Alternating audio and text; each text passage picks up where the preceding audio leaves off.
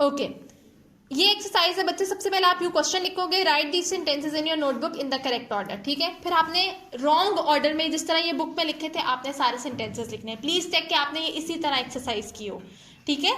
Okay, wrong order में लिख दिए। Okay, next page.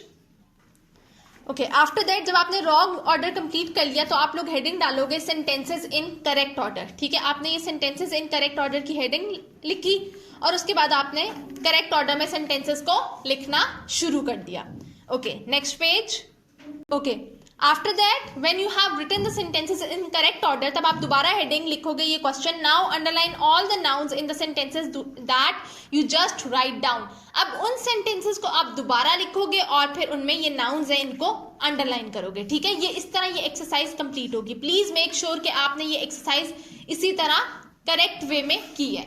ओके, यहाँ पे हमारा डॉरथी मीट्स द स्केयरक्रो का कॉपी वर्क कंप्लीट हो गया। अब नेक्स्ट चैप्टर का कॉपी वर्क मैं आपको दिखाती हूँ। Okay, Dorothy meets the scarecrow के कॉपी वर्क के बाद बच्चे आप लोग आओगे रॉबिन पे, ठीक है। रॉबिन पोएम के हमने सिर्फ क्वेश्चन आंसर्स किए हैं। Question number 1, question number 2, question number 3, question number 4 and question number 5। These are the 5 question answers of the poem Robin, ठीक है। अब आपको समझ आ गई। मैंने आपको डॉरथी मीट्स द स्केयरक्रो का भी सारा बता दिया कि आपने कॉपी पे कैसे काम किया होना चाहिए, और रॉबिन का भी। अच्छा, अगर तो आपकी कॉपी बच्चे चेक हो गई है, मैंने आपको गाइड कर दिया होगा कि आपकी कोई प्रॉब्लम है या नहीं है।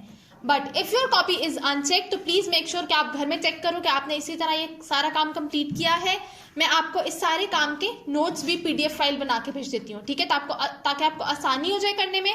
और फिर जब आप कल इंशाल्लाह जिनकी अनचेक कॉपीज हैं वो जब लेके आए तो प्लीज उनकी कॉपीज प्रॉपरली सारा उनका काम होना चाहिए कंप्लीट, ठीक है। That's all for today. Allah Hafiz.